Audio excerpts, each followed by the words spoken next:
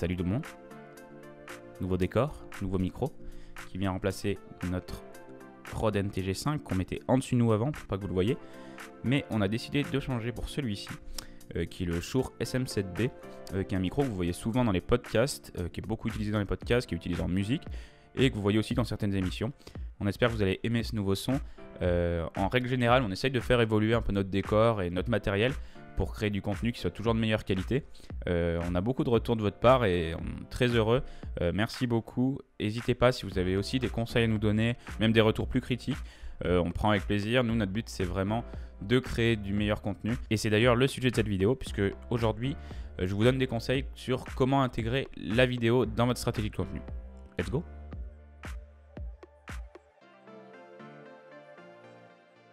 Du coup, vous êtes bien sur Casquette Vidéo, la chaîne pour les créateurs de contenu, les entrepreneurs et les marketeurs. Aujourd'hui, on parle donc de stratégie de contenu qui est un sujet super important pour nous parce que nous, c'est vraiment le cœur de notre stratégie. Nous, on crée énormément de contenu, notamment avec YouTube, mais aussi on est présent sur d'autres réseaux, notamment sur LinkedIn parce que nous, on fait du B2B. Du coup, l'idée de cette vidéo, c'est vraiment de partir de notre expérience personnelle, autant propre à notre entreprise Compo que l'accompagnement qu'on fait avec des boîtes pour vous aider à intégrer la vidéo dans votre stratégie de contenu. La vidéo, aujourd'hui, c'est incontournable. Vraiment, si vous n'êtes pas encore passé par là, on vous conseille de vous y mettre. Mais bon, je pense que vous êtes un peu au courant parce que sinon, vous ne serez pas sur cette chaîne. Du coup, on va commencer par le premier conseil. Le premier conseil, c'est recycler son contenu. Si vous avez déjà créé du contenu par le passé, ce que vous pouvez faire, c'est recycler ce contenu.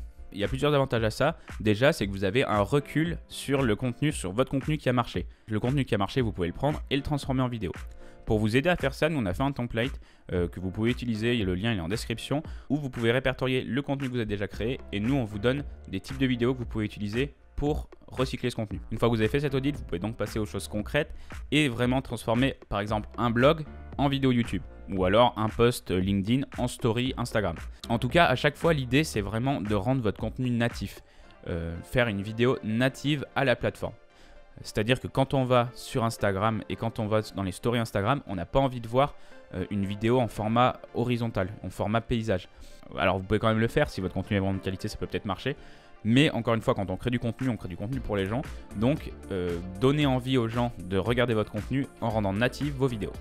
Un autre avantage du recyclage de contenu, c'est vous permettre de diversifier votre contenu. Peut-être que votre audience actuelle a l'habitude de vous lire, mais justement, en créant des vidéos et en les partageant sur des plateformes, ça peut notamment vous permettre de toucher un nouveau public. Si je prends mon exemple, je pense que 80-90% du temps où je cherche une information, je passe par la vidéo. Et on est de plus en plus dans ce cas-là. Du coup, si vous recyclez votre contenu en vidéo, ça vous permettra d'élargir votre audience et de toucher de nouvelles personnes. Dernier avantage de faire du recyclage de contenu, c'est de faire levier sur le contenu existant. Malheureusement, on ne crée pas tout le temps du contenu qui marche, parfois on tombe à côté. Du coup, c'est d'autant plus important de faire levier sur votre contenu qui a marché et donc de multiplier son impact. Pour ça, le transformer en vidéo, c'est top car la vidéo, c'est le média qui est le plus partagé et qui crée le plus d'interactions. Du coup, recycler son contenu en vidéo, c'est super intéressant parce que ça vous permet d'optimiser votre stratégie de contenu. Et ça, c'est un bon point de départ quand on commence la vidéo parce que forcément, il y a des choses qui ne sont pas faciles à mettre en place. C'est de plus en plus facile étant donné que vous suivez cette chaîne. En tout cas, la clé quand on fait des vidéos, c'est de le faire régulièrement. En B2B, il faut que les gens vous aient vu en moyenne 7 fois pour commencer à vous considérer. Donc n'ayez pas peur de créer beaucoup de contenu, montrez-vous et c'est comme ça que vous arriverez à être top of mind. Une fois que j'ai dit ça, vous allez me dire « Ok, mais quel type de vidéo on fait ?» C'est une très bonne question.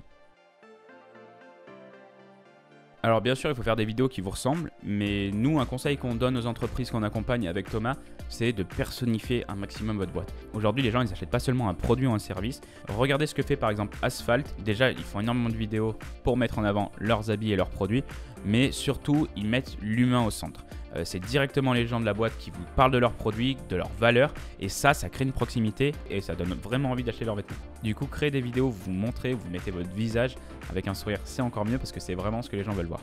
Créer du contenu, c'est apporter de la valeur à votre audience. Le contenu éducatif, c'est un bon exemple. On apprend tous des choses sur Internet et votre audience aussi, que ce soit un particulier qui veut apprendre à se servir de son nouveau téléphone ou un commercial qui veut maîtriser un CRM. De fait, répondre à des questions, à des problématiques liées à votre secteur grâce à des vidéos et tout, c'est un très bon moyen pour que les gens ils vous connaissent. N'oubliez surtout pas que YouTube, c'est le deuxième moteur de recherche derrière Google. Donc ça peut vraiment être très cool d'être bien référencé sur Google, mais aussi sur YouTube dans votre domaine d'expertise. Et c'est comme ça que vous deviendrez un leader d'opinion. Comment générer des leads grâce à LinkedIn? Comment créer une formation? comment intégrer la vidéo à sa stratégie de contenu. Bref, créer des vidéos qui apportent des réponses et que votre public, votre audience pourra utiliser, partager et interagir avec. Bien sûr, vous pouvez aussi mettre en avant votre produit directement.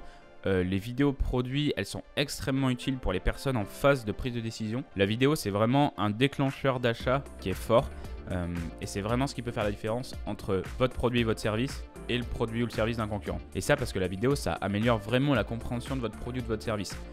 Typiquement, quelqu'un qui hésite entre deux produits, s'il y a un produit, il y a une vidéo dessus qui explique les caractéristiques, les bénéfices, en quoi cette vidéo répond à mon problème, et ben là il n'y a plus de questions à se poser quoi. Ok, c'est le produit qu'il me faut. Et c'est pour ça que la vidéo c'est un super déclencheur d'achat. Et non seulement ces types de vidéos elles vous permettent d'expliquer votre produit, mais elles mettent en avant vos valeurs et elles permettent d'établir un lien humain directement avec votre audience, avec votre public, en montrant votre style de marque et votre ton.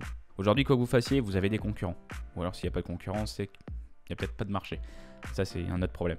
Mais en tout cas, vous aurez toujours des concurrents qui proposent des alternatives à ce que vous faites. Et du coup, la vidéo, c'est le meilleur moyen pour vous de montrer qui vous êtes et de montrer en quoi vous êtes la personne pour répondre à leurs problèmes. Du coup, il existe plein de types de vidéos différents. La vidéo how-to et la vidéo produit, ça en fait partie. Quoi qu'il en soit, avant de faire une vidéo, reprenez votre stratégie de contenu et vraiment définissez votre objectif. Et c'est en fonction de vos objectifs et de vos besoins que vous allez choisir le type de vidéo que vous allez créer. Si vous voulez qu'on parle d'autres types de vidéos, dites-le nous en commentaire.